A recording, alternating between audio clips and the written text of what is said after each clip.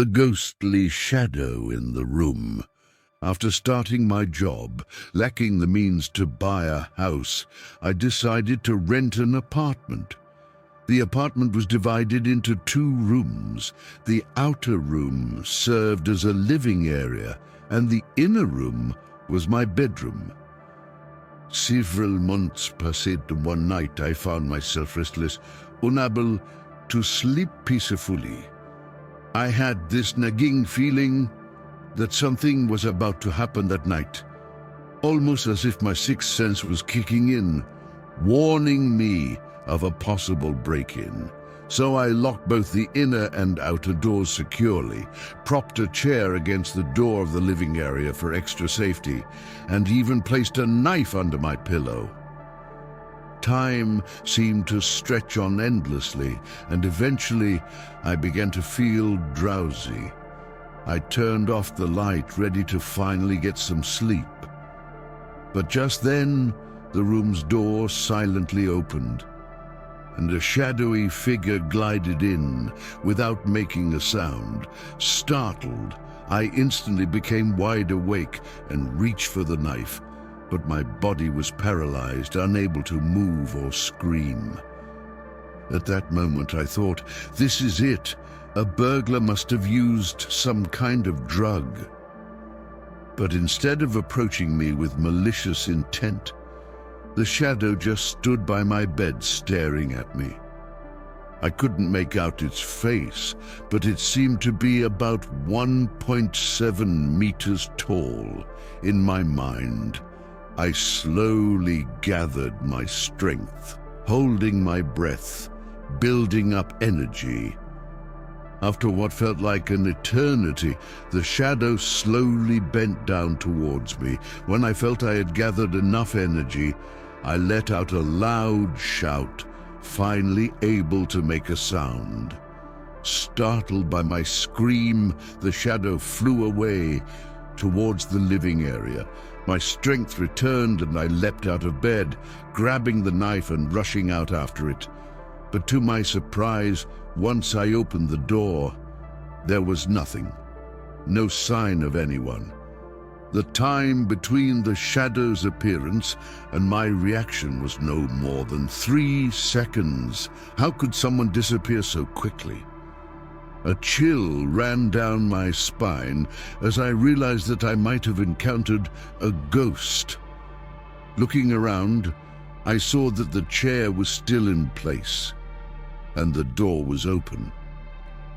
The next day, I decided to inquire about my landlord's whereabouts from the neighbors, intending to terminate my lease and claiming that the house had issues. The neighbors told me that before I moved in, a young man had lived there but had committed suicide due to a broken heart just half a month earlier. Learning about the tragedy that had occurred in my apartment before I moved in sent a wave of unease over me. The idea that the previous tenant's spirit might still be lingering in these rooms was both chilling and heart-wrenching. Every corner of the apartment, which I had come to see as my sanctuary in this bustling city, now felt tainted by an invisible presence. That night, as I lay in bed, the events of the previous evening replayed in my mind.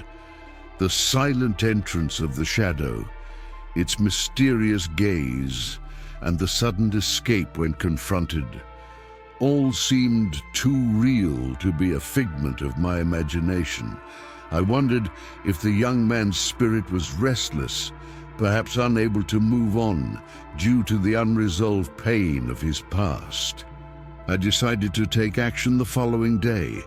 I sought the advice of a local clergyman known for his understanding of the spiritual realm. He suggested that the apartment might need a cleansing ritual to help the departed soul find peace.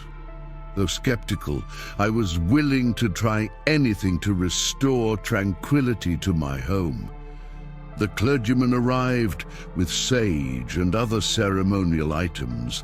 He moved through the apartment, chanting prayers and burning sage in every room, especially in the areas where I had seen the shadow.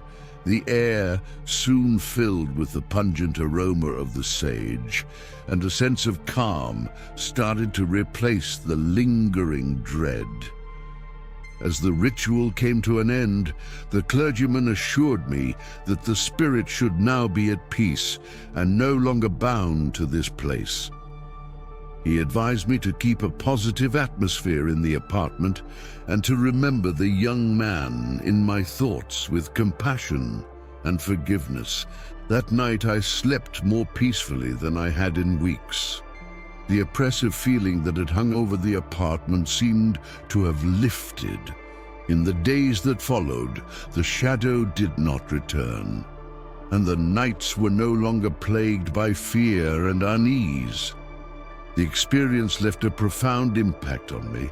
It reminded me of the thin veil that separates the living from the departed and the importance of peace, both in life and beyond. The apartment, once a place of unrest, had become a sanctuary once again, a testament to the power of understanding and compassion. As I settled back into my routine, I often found myself thinking about the young man who had lived here before me. I hoped that wherever he was, he had found the peace that eluded him in life. And in some way, I felt grateful to him. His presence, though unsettling, had opened my eyes to a world beyond my understanding and taught me the value of empathy and kindness.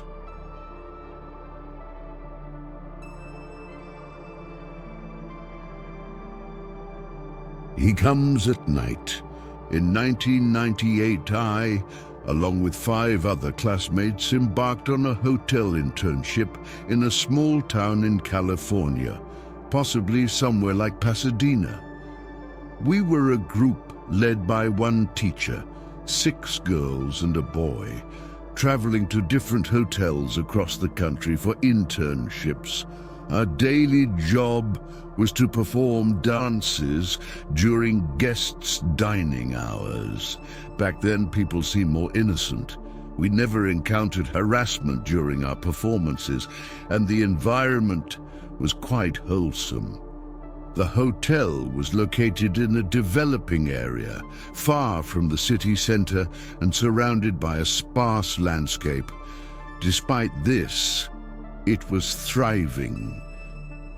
At that time, restaurants with live performances were quite popular and mostly attracted wealthy patrons or government officials. This hotel was a newly built establishment impressively designed to resemble a castle. The structure was divided into 2 parts. On the left, a local shooting club, and on the right, the hotel where we were interning. The hotel's interior was equally impressive, with a large stage and a dressing room specifically for performers. We stayed right behind the stage. To get outside from our rooms, we had to pass through a long hallway lined with mirrors, primarily used for makeup preparation. The hallway was dark at night, lit only by faint, eerie blue mosquito lamps. The rooms were nice, but windowless since they were surrounded by the hotel. It was so dark that even during the day, it felt like you could not see your hand in front of your face. The biggest issue was the dampness. Each morning, the floors were wet with seeping yellowish water. We were told it was due to the new construction. Our life there was mostly joyful. We performed for about an hour at noon and 2 hours in the evening. Most of the time, we were free. My best friend Zoe and I loved to bury ourselves in books. One morning, not long after waking up, we heard the lively chatter of the service staff, who were also students interning. A girl claimed that their dorm across the street was haunted. This terrified me, as I had a history of encountering unexplainable incidents, which made me increasingly fearful. Her story sounded serious. She described hearing a woman's high heels pacing the corridor and seeing a faceless woman outside the window. Her trembling voice made it seem all the more credible. We comforted ourselves, feeling fortunate to be staying inside the hotel and not in the dorms across the street. But about a month later, one night around 2 a.m., I was awakened by Emily, crying softly in her bed. I was too tired to ask her what was wrong at that moment. The next afternoon, after our performance, I pulled Emily aside to inquire about the previous night. She hesitantly confessed, "Last night, I saw a little girl sitting by my bed, staring at me." Before my own experiences with the unexplainable, I would have laughed it off, but now, I reassured her, "You must have had a nightmare. Our room is so dark, how could you see a little girl?" After some convincing, Emily began to doubt her own experience, wondering if it was indeed just a dream.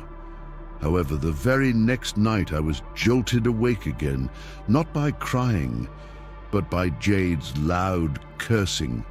She was known for her boldness and wasn't afraid to speak her mind. Jade was cursing at something, yelling for it to leave her alone. We all woke up and asked her what happened, but she just told us to go back to sleep. The next morning, Jade revealed that she felt something pulling her blanket while she was half asleep. She instinctively started yelling, believing it was a little girl, and the presence disappeared. Now I was truly alarmed, recalling Emily's dream. Could it have been more than just a dream? We all felt uneasy and decided to inform our teacher. Our teacher, Mr. Kai, surprisingly took our concerns very seriously. He took us to a small local church to get some protective charms and suggested scattering rice in our room to catch ghosts. I was skeptical, fearing it might provoke whatever was with us.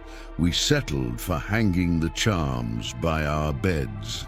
A few uneventful days passed until one afternoon, after performing.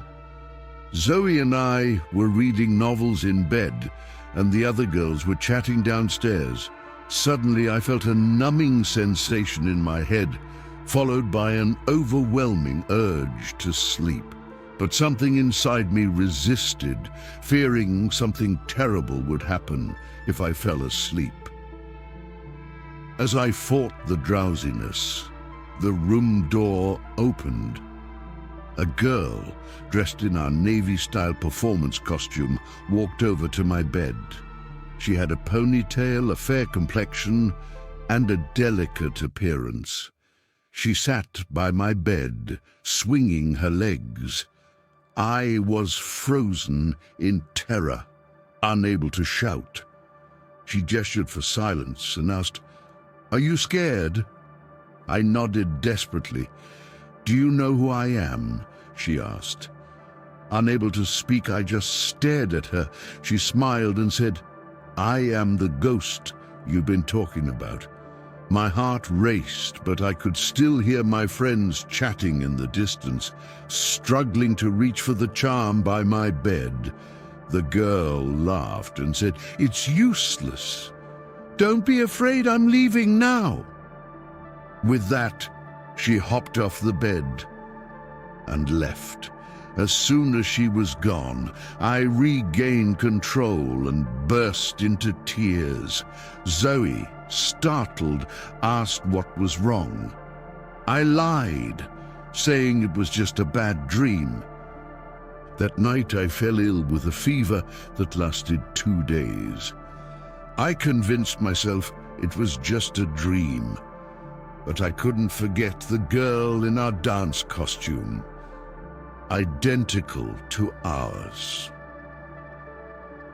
Every time we wore that costume for a performance, I felt a chill. One evening, our only male peer, Tom, invited us to sneak into the kitchen for some snacks. The kitchen, surrounded by tall freezers, felt eerily similar to a morgue. Someone joked about it, sending shivers down our spines. We quickly grabbed some fruits and returned to our dorm. On the way back, I noticed the dressing room door was open, though I was sure it was closed earlier. Frightened, I hurried back with Zoe. Later that night, unable to sleep, I was startled by a pale face in the darkness. Before I could scream, Zoe started crying, claiming someone touched her hair.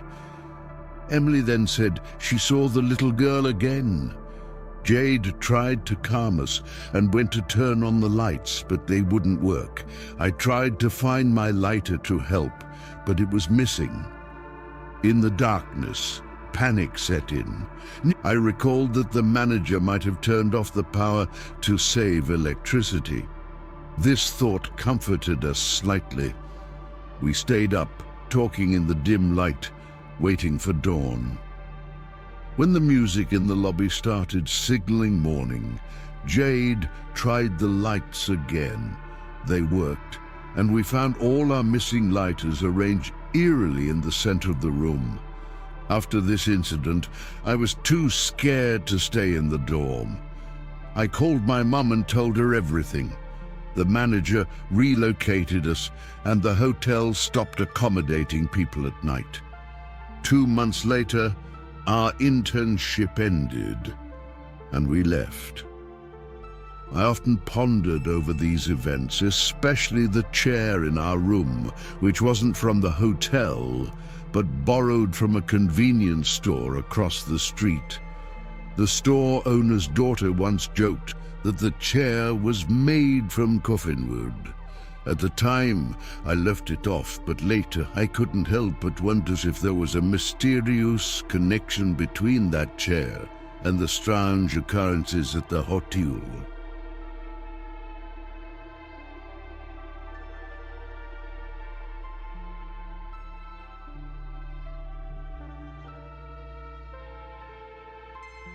The secret room. It's been about a month since it all happened, and the memories are becoming hazy.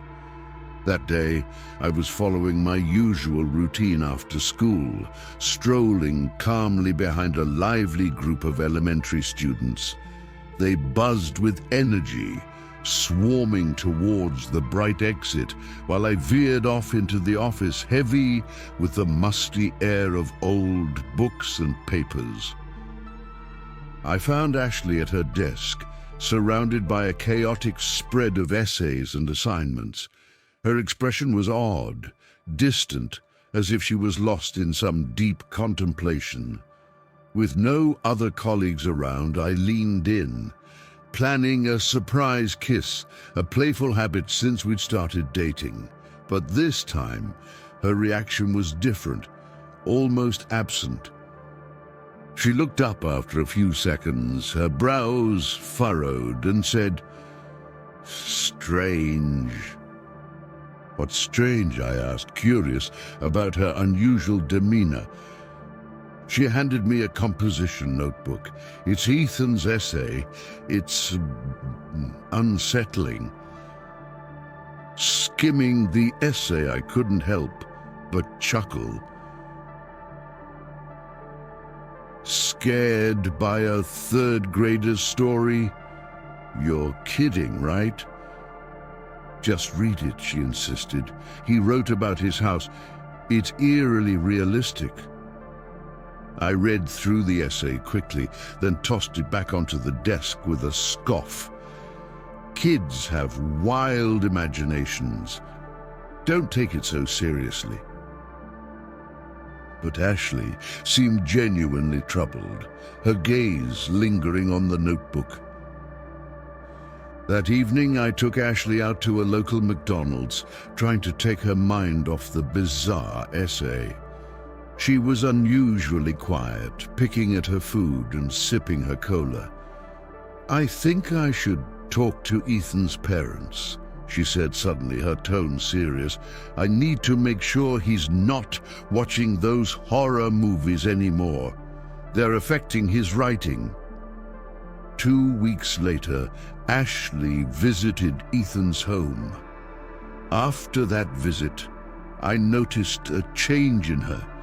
She became distant, her behavior odd and secretive, as if she was no longer the woman I knew. I confronted her, but she brushed me off, growing increasingly irritable. Her transformation was puzzling and unsettling. One day, while teaching, Ethan's essay came back to my mind. A cold shiver ran down my spine as I considered the possibility that his story might be true. I went back to Ashley's office to find the essay, but it was nowhere. Frustrated, I decided to speak to Ethan directly. "Where's that essay about the locked room in your house?" I demanded. Ethan looked at me, perplexed. "I tore it up, made paper airplanes," he mumbled. "But what did you write about in that essay?" I pressed. He hesitated, then said quietly, "My dad warned me not to talk about it. It's our family's secret." The mystery deepened. What was this secret room that Ethan wrote about, and why was Ashley acting so strangely after visiting his home? The title of Ethan's essay, "I'll Tell You a Secret," echoed in my mind, but only fragments of its content remained. It read like a childish ghost story, yet something about it was unsettling.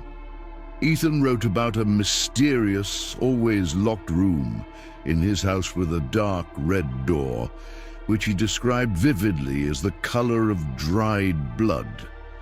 He never saw it open, but often heard strange, eerie sounds at night, like distant singing.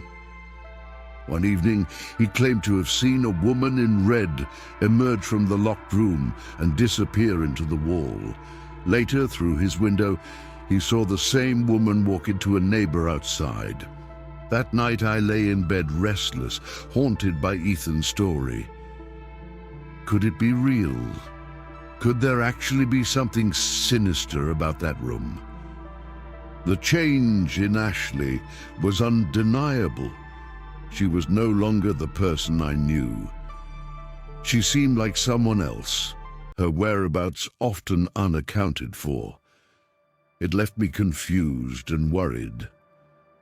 One day, as I was setting an essay topic for my class, Ethan's story hit me like a bolt of lightning. I stopped mid-sentence, a chilling realization dawning on me. Was Ethan's tale based on a real experience? I decided to confront Ethan again about the essay. He remained adamant that his story was true. His insistence only deepened the mystery. Was there really a secret room in his house? And if so, what was hidden behind its locked door? The idea consumed me. I needed to find out the truth about the secret room. Was Ashley somehow involved? Her recent behavior seemed inexplicably linked to Ethan's story. Driven by my growing obsession, I resolved to uncover the truth about the mysterious room. My mind was constantly occupied with theories and possibilities. What was behind that permanently locked door? Why did Ashley deny its existence? One night, lying in bed, I couldn't shake off the eerie feeling. Ethan's description of the woman in red haunted me. Was she a ghost, a figment of his imagination, or something more tangible? Determined to unravel the mystery, I devised a plan to visit Ethan's house. I needed to see the room for myself. I decided to confront Ethan at school the next day. When I did, his initial reluctance gave way to a begrudging agreement. He handed me 2 keys, one for the main door and the other, he claimed, for the secret room.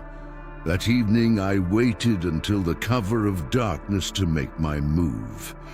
Ethan's instructions were clear. Look for the balcony light as a signal. If it was on, his father wouldn't be home. The journey to Ethan's house was surreal, a mix of anxiety and determination driving me forward.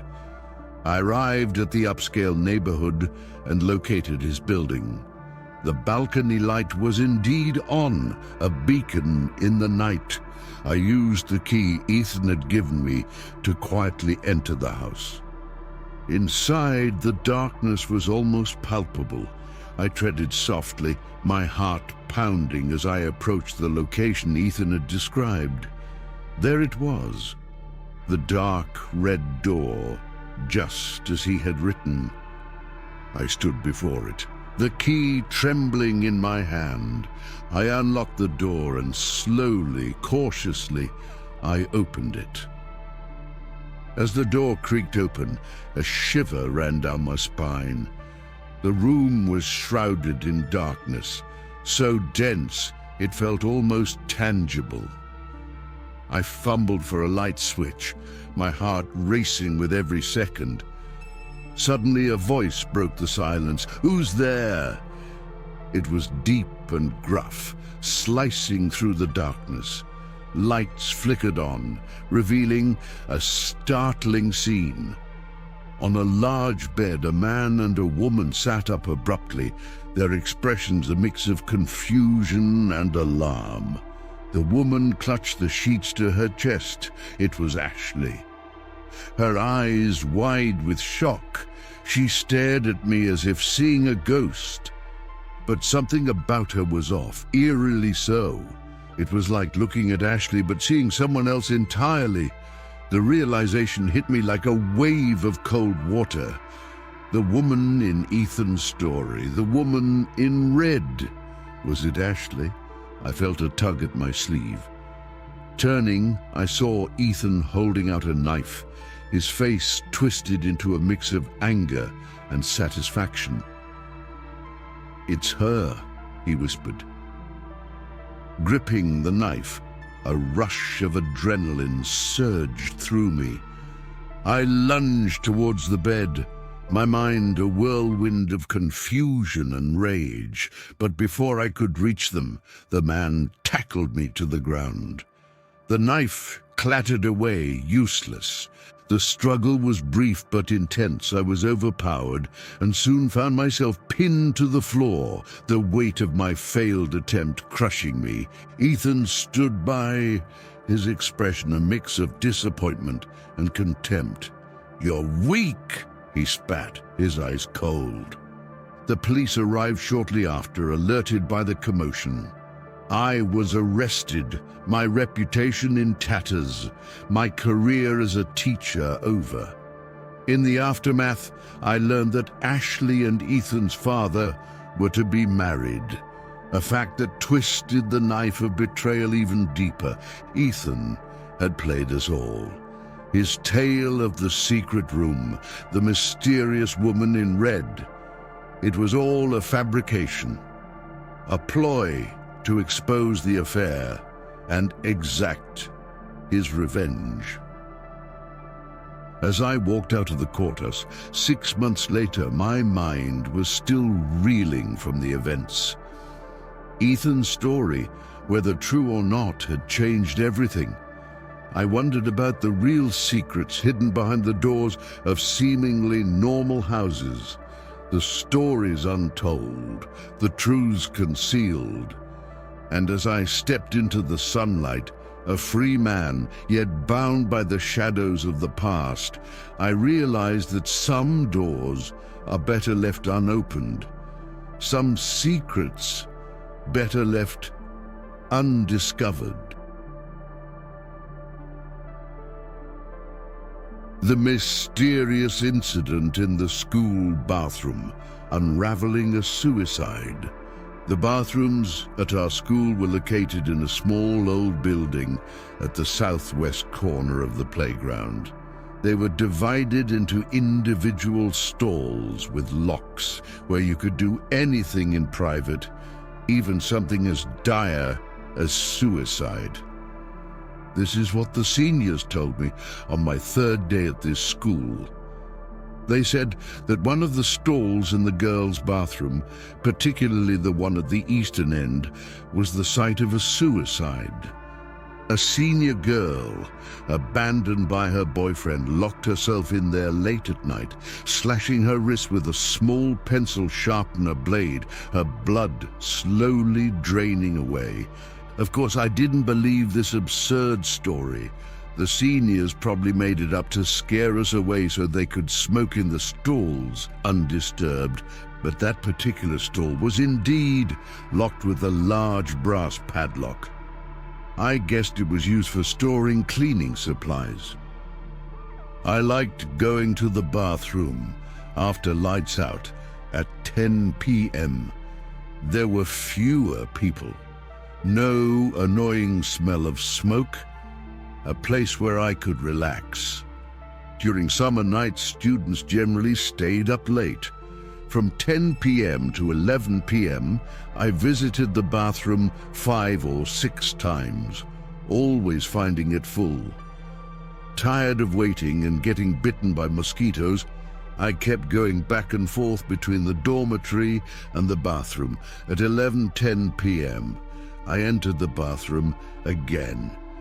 This time, I was in luck.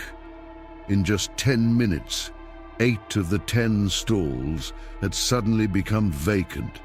Excluding the locked one, only one was occupied, and as I was using the stall, I read a mystery novel by Agatha Christie on my phone. Suddenly, I heard a flush from the neighboring stall. I thought I must have missed hearing someone enter after the flush. It seemed like they didn't leave, because I would have heard the sound of footsteps in the water. I finished up and prepared to leave. Again, a sound of flushing. Someone's really a clean freak, flushing before even using the toilet. I nearly laughed aloud. Then I stepped onto the wet floor.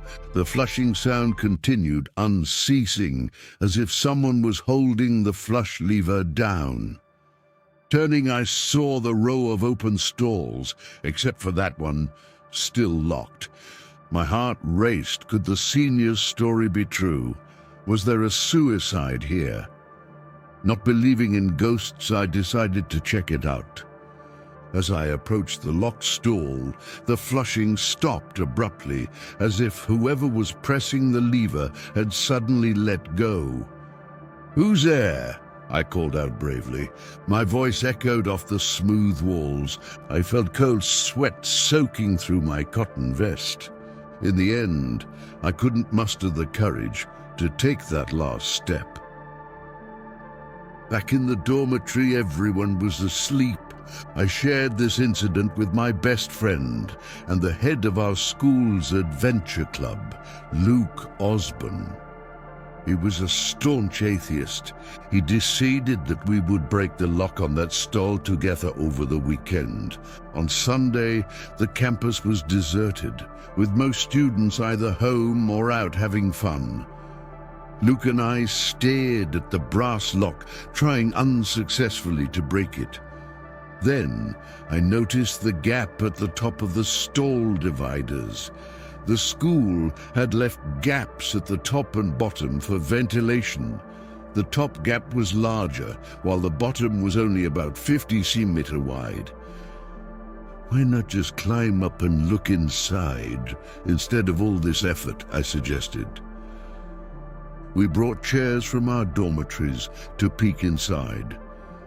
The sight disappointed Luke, who loved bizarre things, and relieved me. Aside from a toilet and a wastebasket, there was nothing else.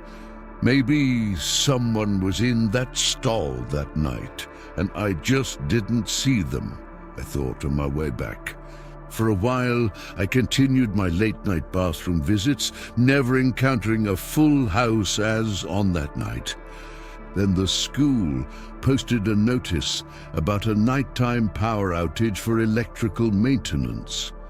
At night, I tiptoed into the bathroom with my phone, using its dim light to find an empty stall. While reading a chapter titled "Locked Room Murder," I heard footsteps and flushing sounds in the darkness, which felt eerie and terrifying. The flushing next to me continued, as if someone was holding down the lever. It sounded grating in the silent, dark bathroom. "Man, if you're done, just leave," I shouted. The sound stopped, but the person didn't leave. Jokingly, I pulled up my pants and stepped out. I screamed. In the pitch-dark bathroom, I had unknowingly chosen the stall next to the locked one.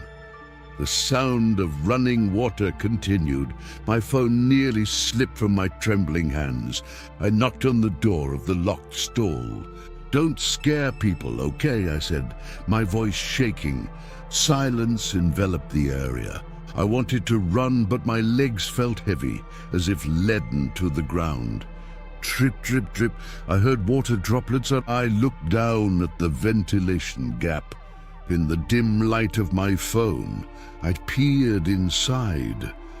The stall was empty, no feet visible, but droplets of liquid were falling into the toilet and onto the tiles. A drop hit the floor near the door, splashing onto my face. Then a second, and a third. A metallic, coppery smell filled the air. "Blood," I gasped. Touching my face under the pale light of my phone, I saw my hand covered in blood. My body felt weak, on the verge of fainting.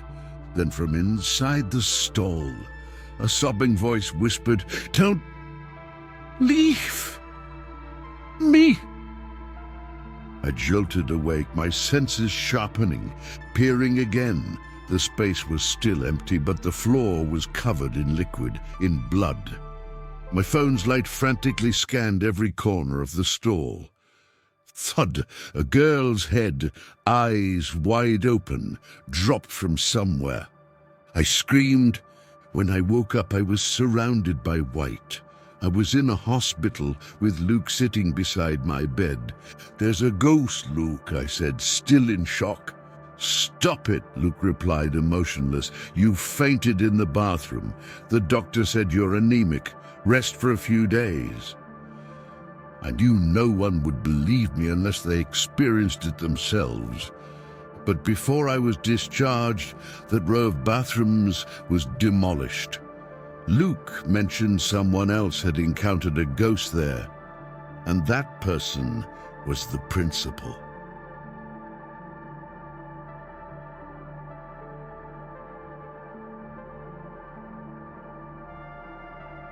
The creepy event of dorm room 464, the midnight flickering lights.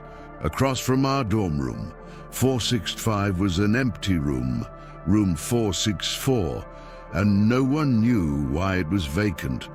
Our college's housing conditions were far from ideal. The rooms were small, and you can imagine how cramped it was. In such conditions, it was strange to have an empty room. Was that normal? The students in our dorm building constantly complained. My roommates and I frequently voiced our grievances to the dorm manager, Ms. Johnson, but she just listened quietly and never said anything. Months passed this way, until one terrifying day when all the complaints ceased. I vividly remember it was a cold winter day. Perhaps due to the chilly weather, the hallways were deserted before midnight. I nestled into my bed, turned off the light, and started chatting with my roommates.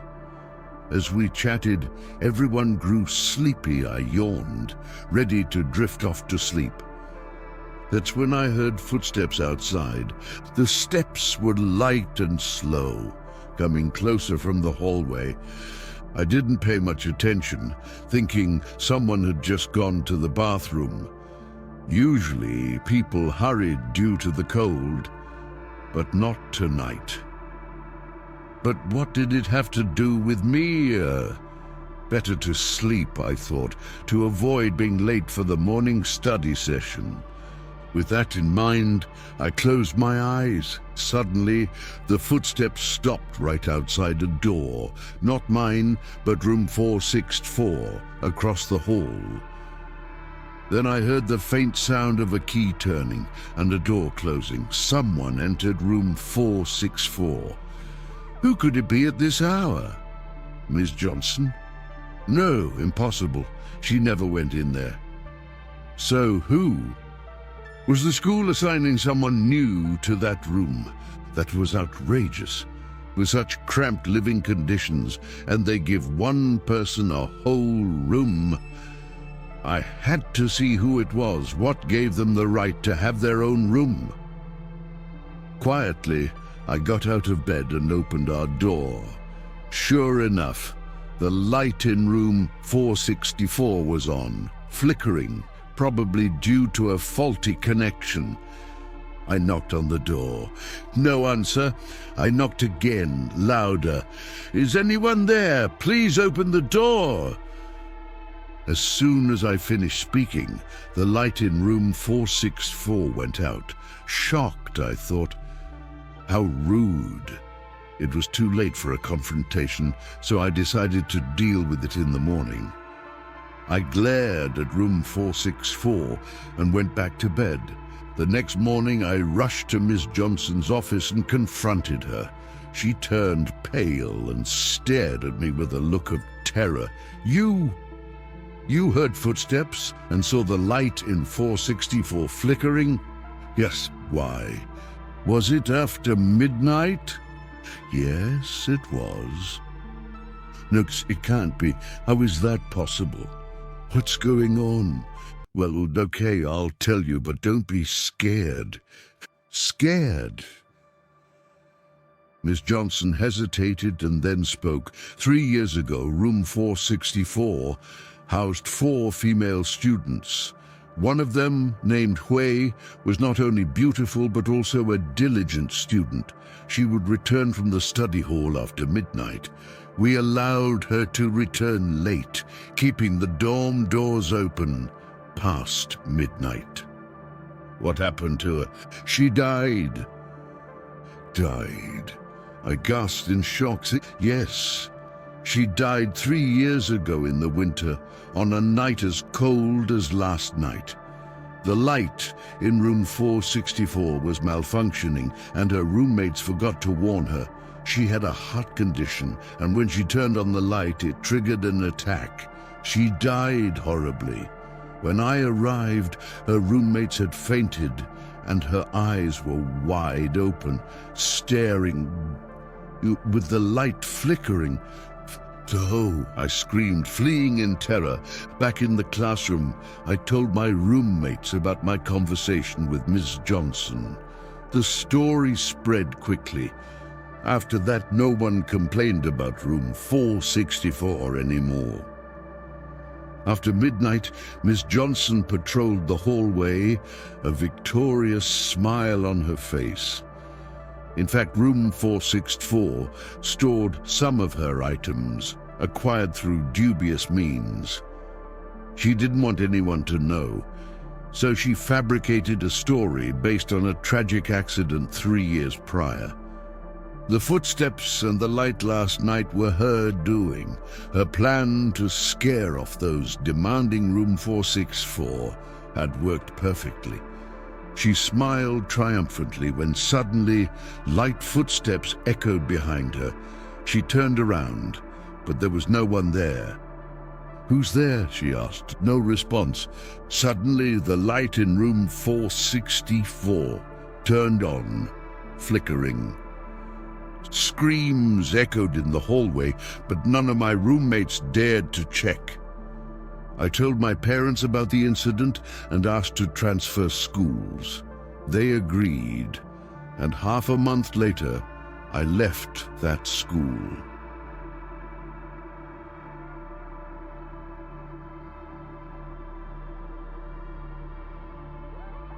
The abandoned lab. At 11 p.m., just as the lights-out bell rang, I'd already brushed my teeth and climbed into bed, ready to sleep. Jake, my roommate, still engrossed in his computer, turned to me curiously. "Why so obedient tonight? Changing your ways?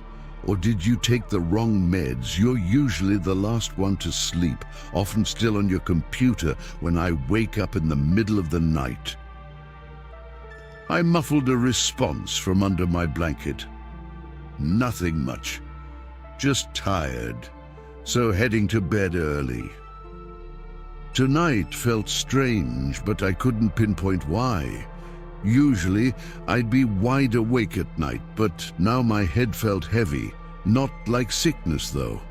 Several times I thought I heard someone calling my name, but there was nothing when I checked. My dorm mates didn't hear anything either. Maybe it's just the exhaustion. Seeing it was nearly 11 p.m., I figured I might as well sleep early. Again, that dream. The azure sea, the ghostly white sand. But the sea was still, lifeless like a dead body, the beach ghastly white, stretched endlessly like a bloodless, gaping mouth. Suddenly, a figure appeared in the distance, a woman in white, her ribbon snaking like a venomous serpent. Then a black net descended upon me, the white sea and sand fading away. I struggled, but the net tightened, suffocating me. That's when I heard it again. A woman's voice calling my name. I woke up with a start. The dorm room was dark, save for the flickering light from Jake's computer screen. The mingled light and darkness cast an eerie ambience. I breathed a sigh of relief, recalling the dream. I've had this same dream since I was about 12 or 13, but it had been years since the last time.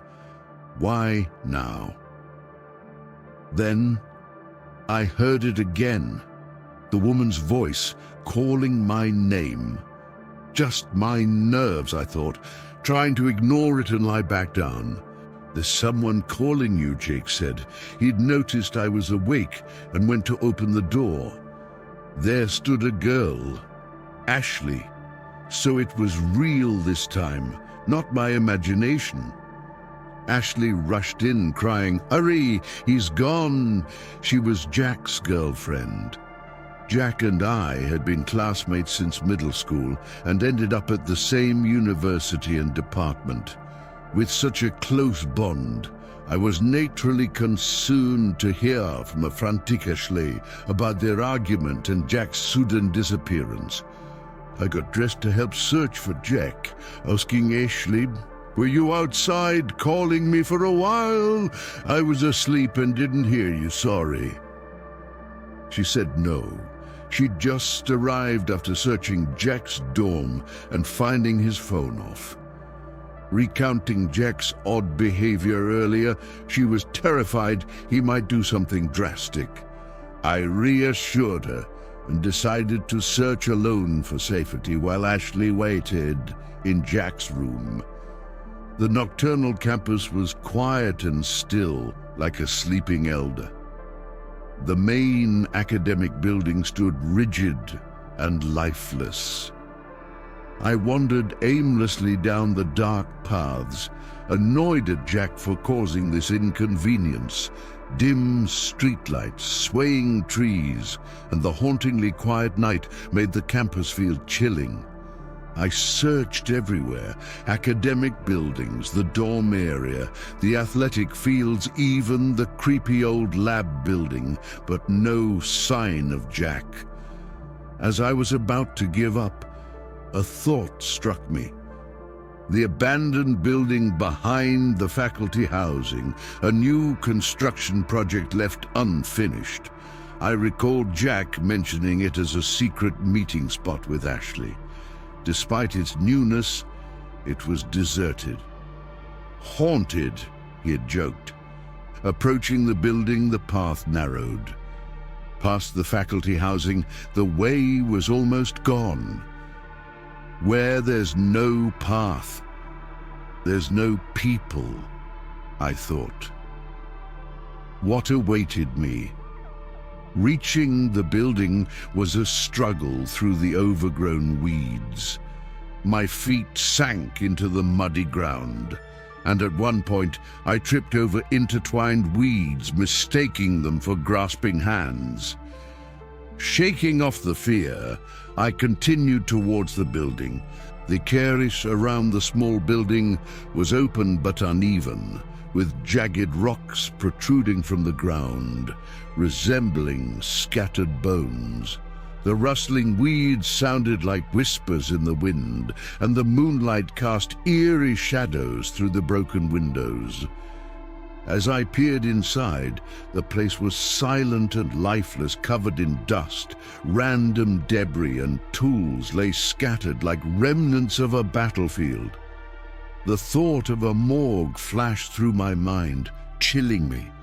The wind grew stronger, carrying a faint, familiar melody, the same haunting song from my recurring dream. I turned to see a figure standing by a window inside the building. It looked like Jack. But how? Why was he there?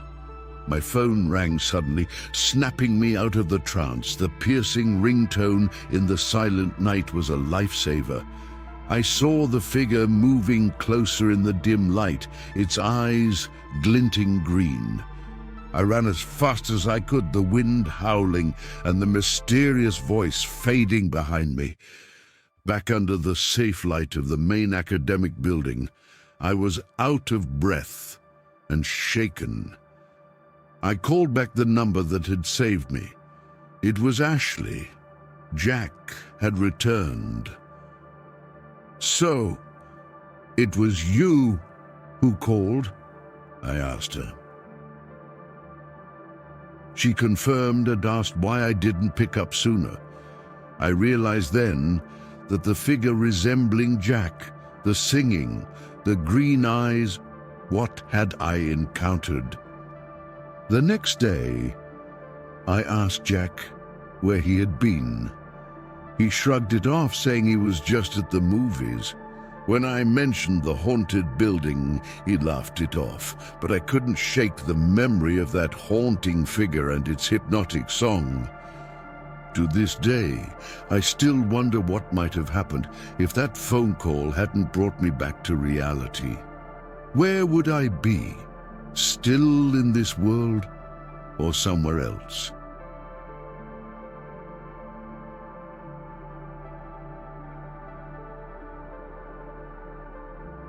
Midnight Terror, a mysterious encounter by the roadside in the suburbs. Living in a house by the roadside in the suburbs, I found comfort in the quietness as few cars ever pass by.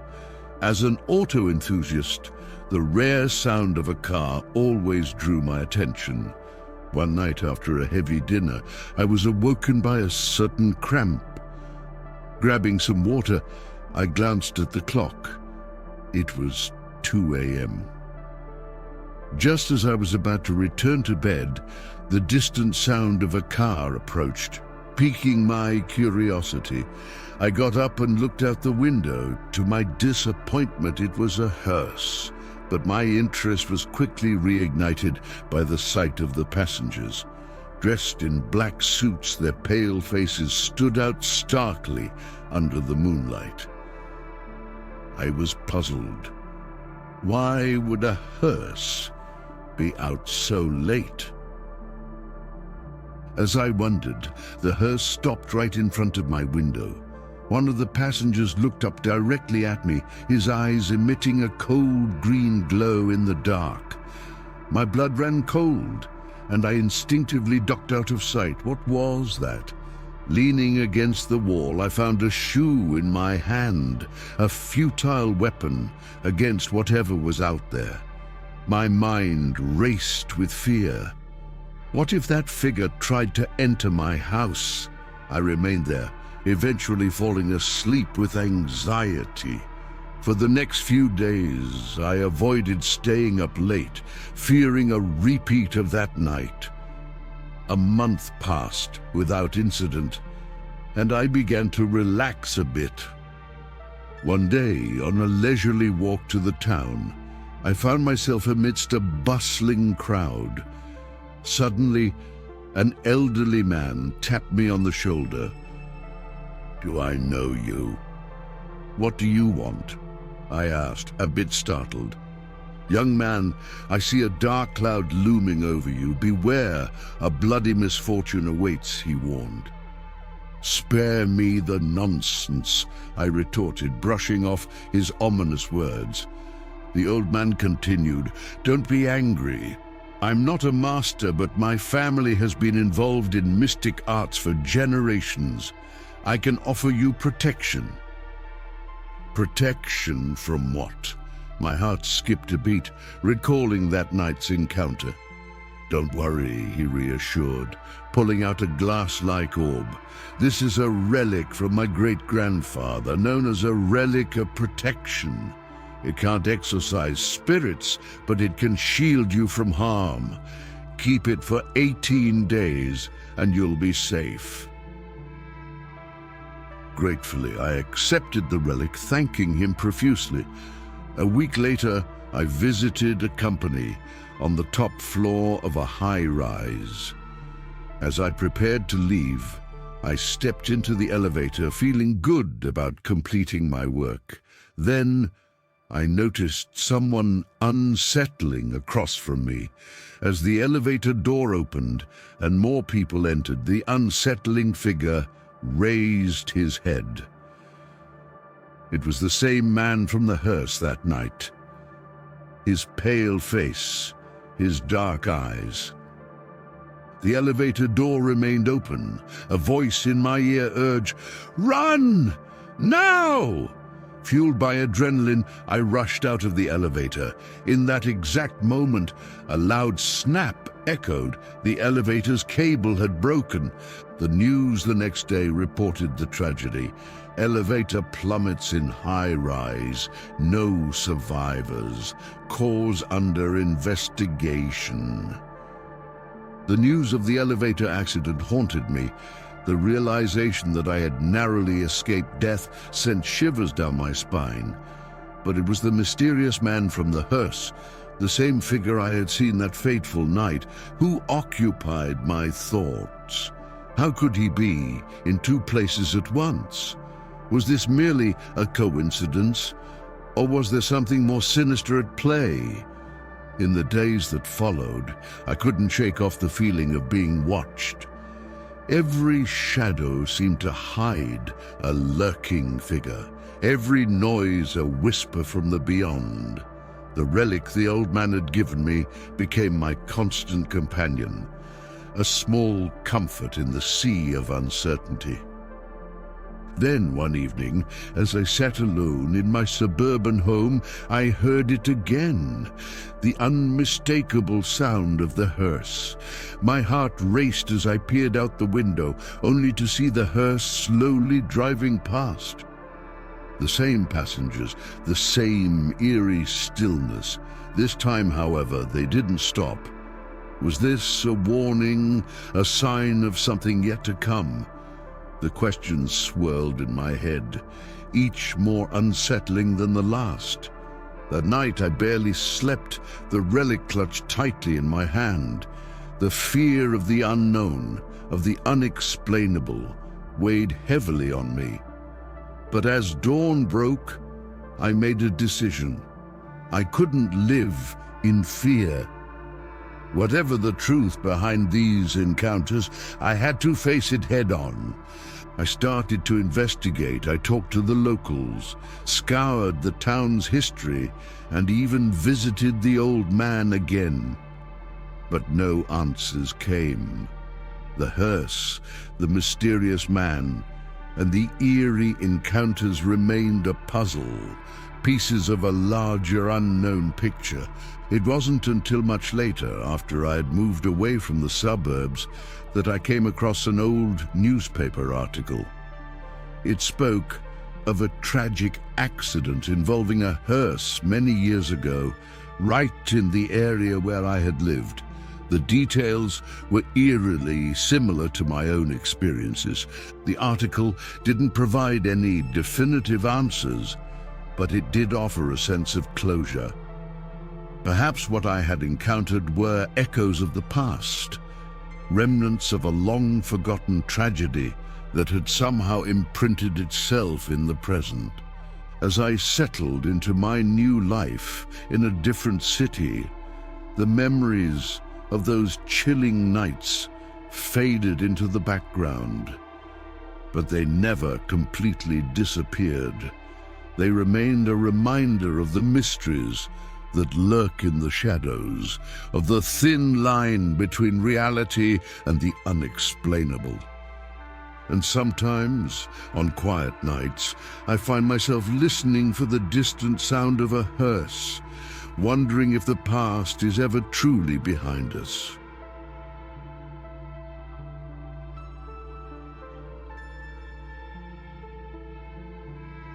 Haunted Christmas, the deadly secret of K-State University. This Christmas at the State University, where I'm studying, the atmosphere was tinged with a sense of mystery and dread. Even though the campus was adorned with festive decorations, a chilling event from the preview loomed over us like a dark cloud. My friend Maddie, known for her beauty and charm, was deeply affected by the tragedy that had struck our college last year. A student named Lynn had mysteriously fallen to her death from a dorm building, and the case was unresolved, casting a shadow over our celebrations. Maddie, along with two other roommates, Blue and Quinn, had been trying to move on from the unsettling incident, but the past had a way of catching up.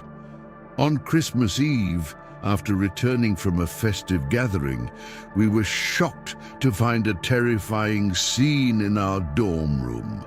Blue was lying motionless on the floor, her eyes wide open in horror.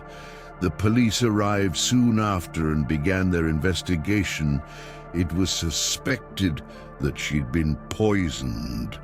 The eeriest part was the discovery of a note under Blue's body, seemingly written by Lynn, the deceased student. The note hauntingly invited Maddie and Quinn to join her in the afterlife. Fear spread across the campus like wildfire, with rumors of a vengeful ghost seeking retribution. Despite the police's efforts, the mystery only deepened when another roommate, Quinn, vanished without a trace. In the midst of this chaos, I couldn't help but feel a growing sense of unease. Maddie, once the life of the party, had become a shell of her former self, haunted by the possibility that Lynn's restless spirit was seeking vengeance. As the snow began to fall, blanketing the campus in a deceptive calm, I found myself torn between the rational explanations of the police and the chilling whispers of a supernatural force at play. In the back of my mind, a haunting question lingered. Was it really Lynn's ghost orchestrating these tragic events? Or was there a more sinister, earthly explanation behind the horrors unfolding at our university? The tension on campus was palpable as the police investigation hit a dead end. Rumors swirled that Lynn's ghost was behind these horrifying events. Maddie was particularly affected. She seemed to be a shadow of her former self, consumed by guilt and fear. One evening, as I was walking back to my dorm, I noticed a strange figure lingering near the building where Lynn had fallen. As I approached, the figure vanished into the shadows, leaving behind a chilling sense of unease. That night, unable to sleep, I lay in bed, pondering the connection between Lynn's death and the recent events.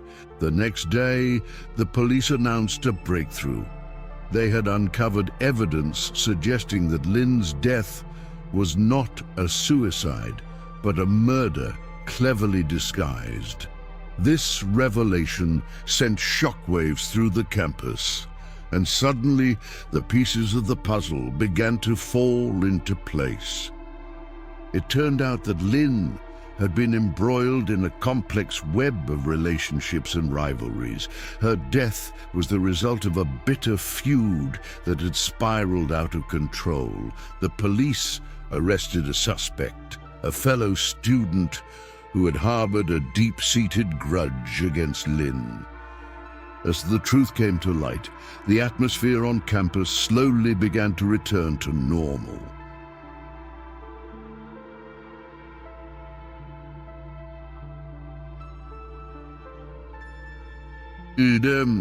As summer break dawned, most students eagerly left for home. But there I was, Chris, one of the few who stayed back at the university.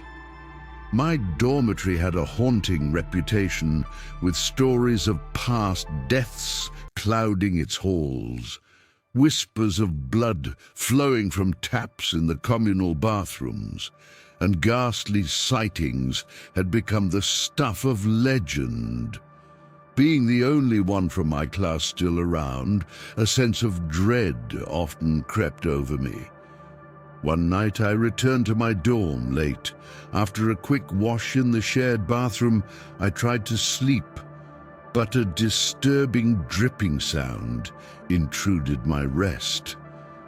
It seemed to come from the bathroom, but with a strange, almost rhythmic pattern.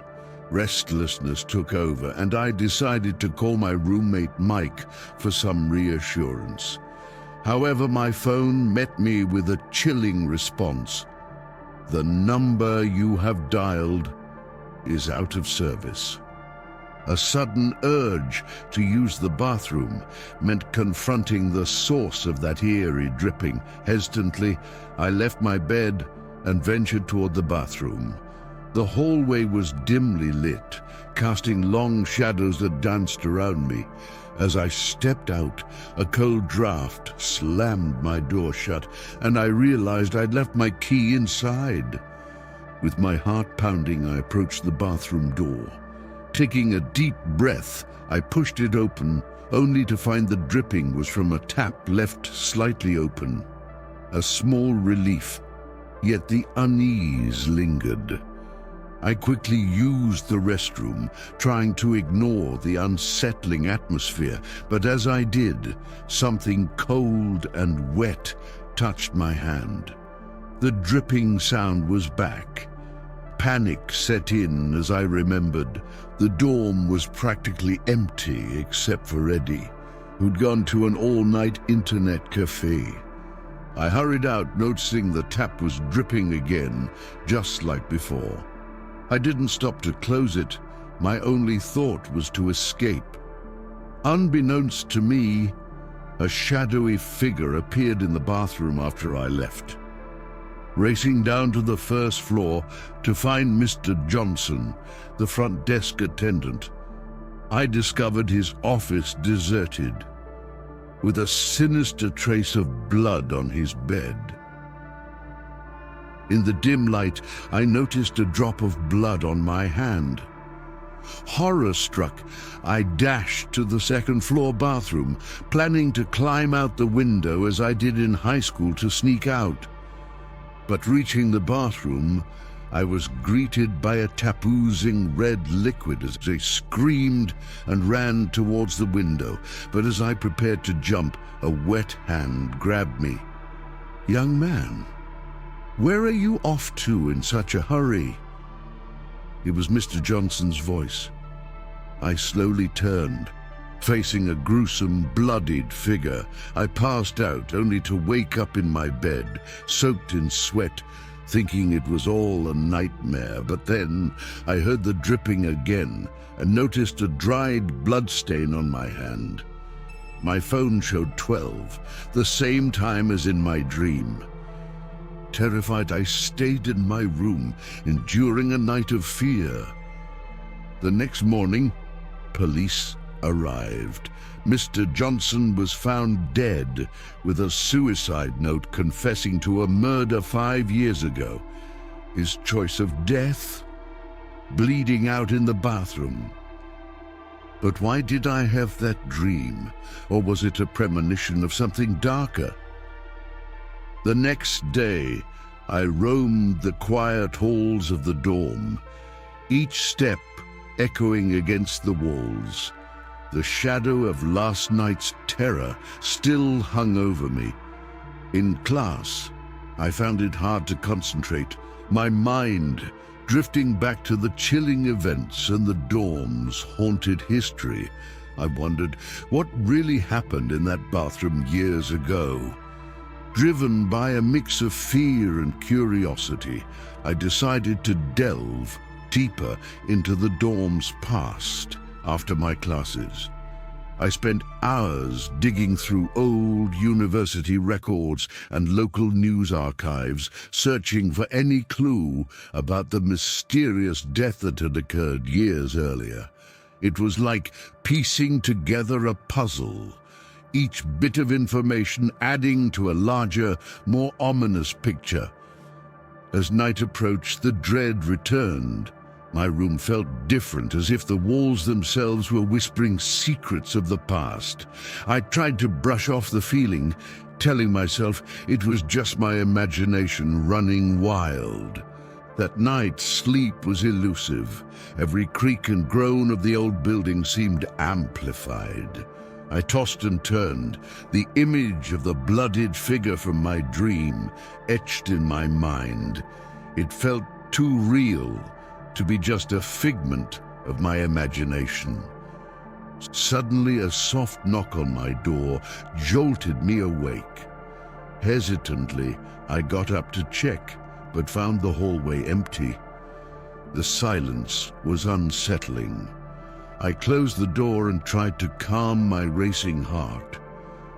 I lay in bed, staring at the ceiling, trying to make sense of everything. The dormitory, with its dark past, seemed to hold many secrets, and I felt like I was getting closer to uncovering them. But with each revelation, the sense of danger seemed to grow. The next few days were a blur of classes and restless nights. I couldn't shake the feeling that I was being watched. Every shadow seemed to move. Every noise felt like a whisper from the past. Then one evening, as I was studying in my room, I heard the dripping sound again.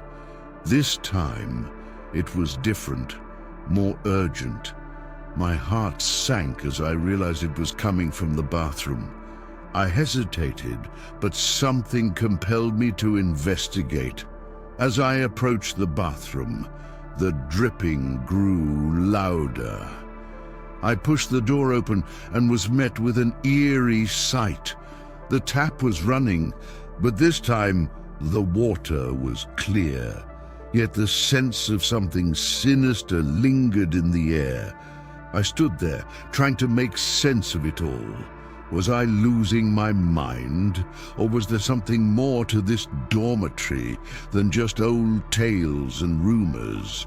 The more I uncovered, the more I felt drawn into a mystery that was far beyond anything I could have imagined. As I turned to leave the bathroom, I caught a glimpse of something in the mirror. A shadow, a figure, just out of sight. I spun around, but there was nothing there. My heart raced as I realized that this dormitory's haunting past was not just a story. It was something living, breathing, and it was right there with me. That night, I lay awake, my mind racing with thoughts.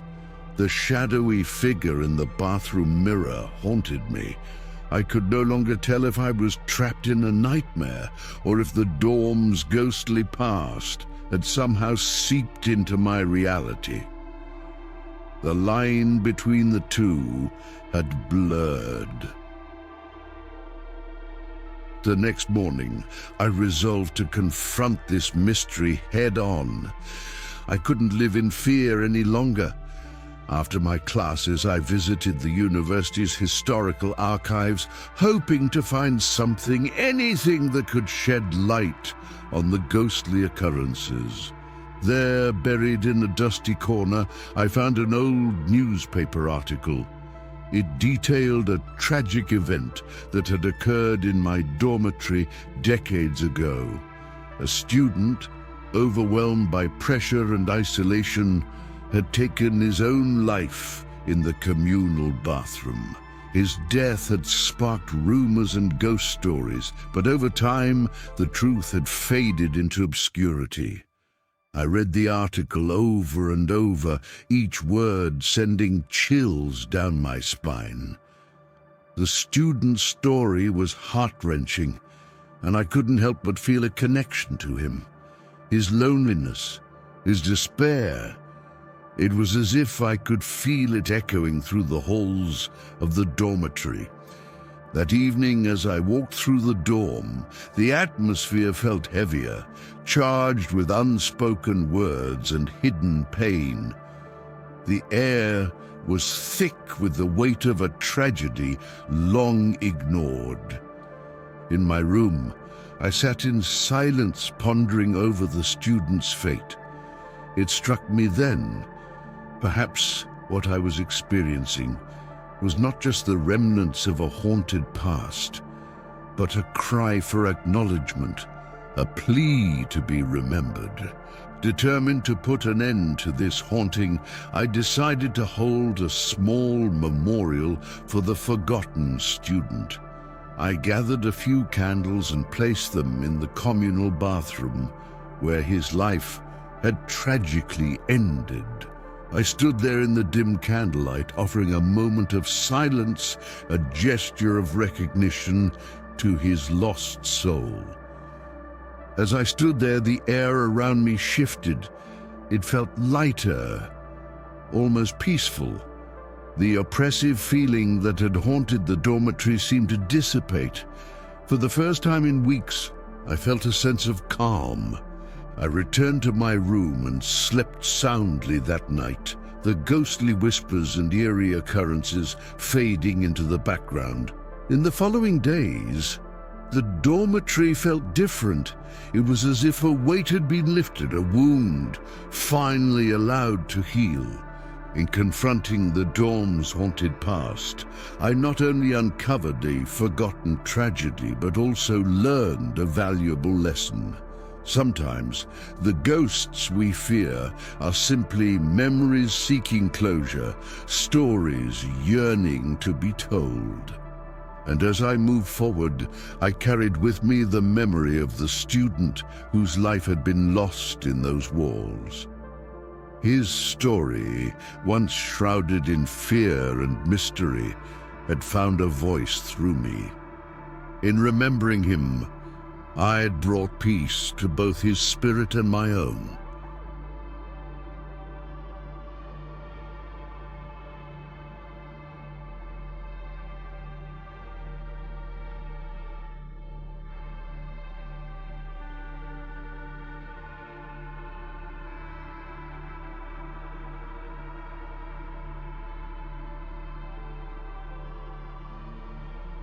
The hospital's haunting darkness. It was one of those pitch-black nights in the hospital when the power decided to play hide and seek again. "Not now," I muttered, frustration bubbling inside me. In the faint glow of my emergency candle, I tried to organize the patient's files, their stories as varied and complex as the flickering shadows on the wall. I'm Sarah, a clinical intern at this old hospital that seemed to harbor more secrets than patients. Despite being new, I'd already felt like a part of its intricate tapestry, a mixture of life, death, and mysteries untold. My duty room was opposite the morgue, a chilling reminder of the delicate line between life and death. And every night, like clockwork, I worked until midnight, when my shift ended and someone else took over. There was one patient, a little girl in room 14, who always caught my attention. She was a picture of innocence with her large, curious eyes and small, delicate lips. Her hair was always tied in cute pigtails with bright red bows fluttering like tiny butterflies. But her story was as mysterious as her illness. No one seemed to know what was wrong with her. Her parents were prominent figures, her father a renowned businessman and her mother a university professor. But fate had been cruel, snatching them away in a tragic car crash. Now, she was the sole heir to their legacy, a little girl lost in the vastness of a life too big for her. Her aunt, a stern, elegant woman, took over her father's company and would visit her, giving instructions to the caretaker, a middle-aged woman who always seemed to be in the background. But it was apparent the girl felt no warmth from her aunt's rare and fleeting visits. The girl's most prized possession was a doll dressed in white, a gift from her parents. It seemed to be her anchor in a world that had turned upside down. She often shared her thoughts with me, saying I reminded her of her family. She confided that she didn't feel sick, and my medical checks confirmed she was physically healthy. Why was she here then? What secret was she unknowingly carrying? In this place, questions often led to more mysteries. The director, a man whose age was as ambiguous as his motives, ran the hospital with an iron fist. His warnings were clear. Some truths were better left buried. But then the unthinkable happened. The girl, the heart of room 14, passed away. Her little body moved to the cold, silent morgue across my room.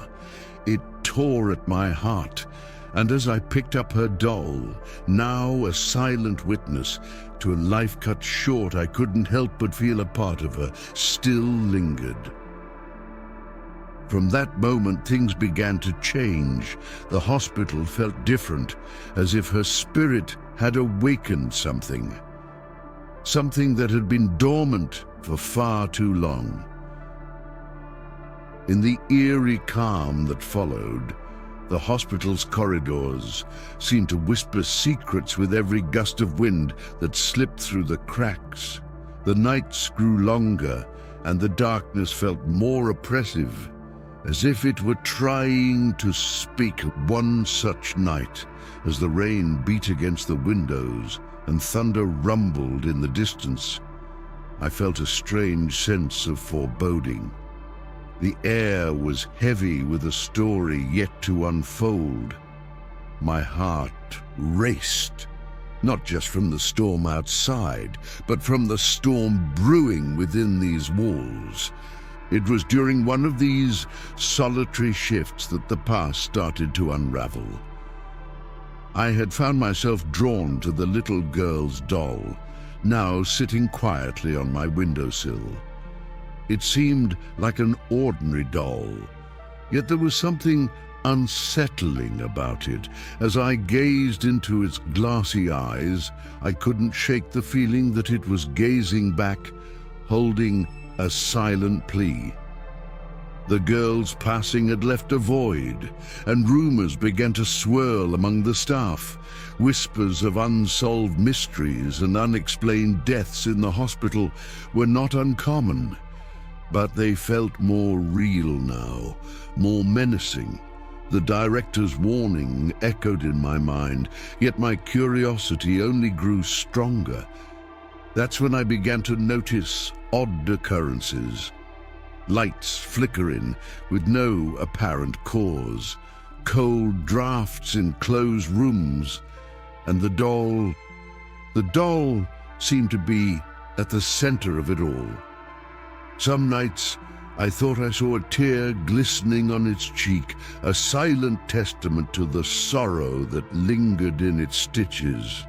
One stormy night, as I sat in my duty room, the clock ticking away the minutes to midnight, I felt an overwhelming sense of dread. It was then I heard it, a soft, almost imperceptible giggle, coming from the direction of the morgue. My heart stopped for a moment. The sound was chilling, otherworldly. Compelled by a force I couldn't explain, I stood up, my legs carrying me towards the source of the sound. The hallway seemed to stretch endlessly, each step echoing ominously. As I approached the morgue, the giggle turned into a whisper, a voice calling out, muffled yet familiar. I reached for the door, my hands trembling. The room was bathed in darkness, save for a sliver of moonlight that slipped through the window, casting eerie shadows. And there, in the dim light, I saw her, the little girl from room 14, standing by the window holding her doll. My mind raced, unable to comprehend the scene before me. Was this a trick of the light, a figment of my imagination fueled by exhaustion and fear? But she was there, as real as the chill in the air. She turned to me, her eyes hollow yet brimming with an unspoken story.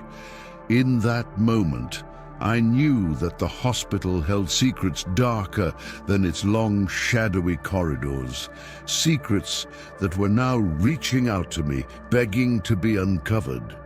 My mind was a whirlwind of confusion and fear as I stood there, facing the ghostly apparition of the little girl. Her presence in the morgue, so real and yet so impossible, defied everything I knew. "Why are you here?" I whispered, my voice barely audible. She didn't speak, but her eyes, dark and deep, seemed to plead with me. I felt an inexplicable connection to her, a bond that transcended the boundaries of life and death. It was as if she had something important to convey, a message that she couldn't leave behind.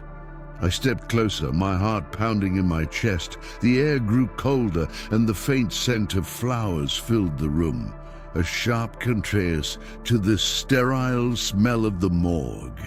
The girl's image flickered like a candle in the wind, ethereal and fragile.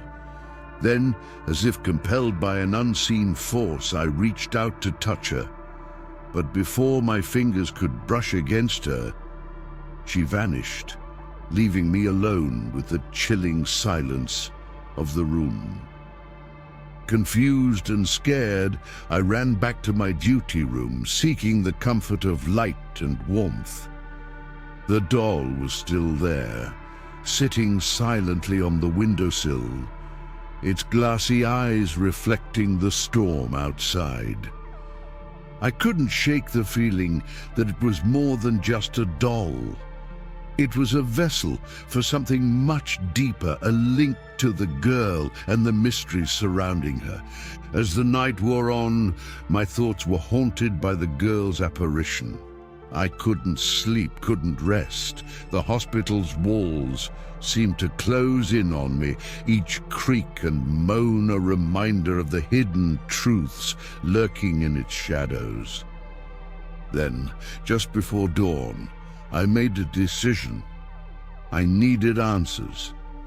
I would start by looking into the hospital's records, digging into its past, no matter how dark or deep it might be. The next day, under the guise of routine work, I began my search. The hospital's archives were a maze of files and records, a repository of stories both joyful and tragic. It didn't take long before I stumbled upon something, a series of old files, dusty and almost forgotten, detailing incidents and accidents within the hospital, some of which were eerily similar to the girl's situation. The more I read, the more I realized that the hospital was a tapestry woven with secrets, some so dark they were almost suffocating. And at the center of it all was the director, his name appearing again and again, a common three-link in these mysterious events.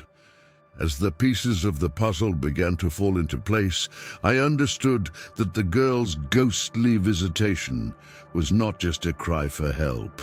It was a warning, a plea to uncover the truth and bring light to the shadows that had long enveloped the hospital. But with every truth uncovered, the danger grew. I could feel eyes watching me, whispers in the dark corners of the hallways. The hospital was no longer just a place of healing. It had become a battleground for the souls lost within its walls. And so, as I delved deeper into the abyss of the hospital's past, I braced myself for what I might find, knowing that some secrets have a way of changing you forever. The following nights were a blur of unease and determination. Each evening, as I walked the dimly lit corridors, the hospital felt more like a labyrinth of secrets, each turn revealing a new layer of the unknown. I dove deeper into the archives, uncovering more about the hospital's murky past.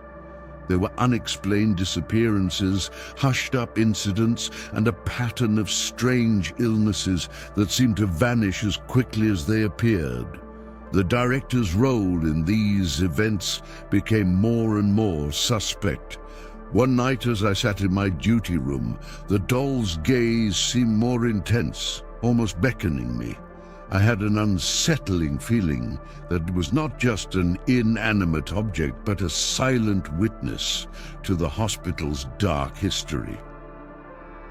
As midnight approached, a sense of dread filled the room. I felt a chill that didn't come from the storm outside. It was then I heard it, a faint whisper, barely audible over the howling wind. It was the girl's voice, calling out to me. I followed the sound, drawn irresistibly towards the morgue. The door creaked open, revealing the dimly lit room inside. There in the moonlight stood the little girl, her eyes hollow yet pleading. "Help me," she whispered, her voice echoing in the silent room. My heart raced as I pieced together the clues. The girl, her illness, her untimely death. It was all connected to a much larger, more sinister plot. The hospital, a place meant for healing, had been a front for something far more nefarious. The girl's apparition faded as I approached, but her message was clear. I had to expose the truth, no matter the cost. The next day, armed with the information I had gathered, I confronted the director. His reaction was a mixture of surprise and fear, his facade crumbling under the weight of evidence. The truth was out. The hospital had been involved in illegal activities, using its patients as part of a larger scheme. The authorities were called, the hospital was investigated, and the director, along with several others, was arrested. The truth brought a wave of change to the hospital, purging it of its dark past.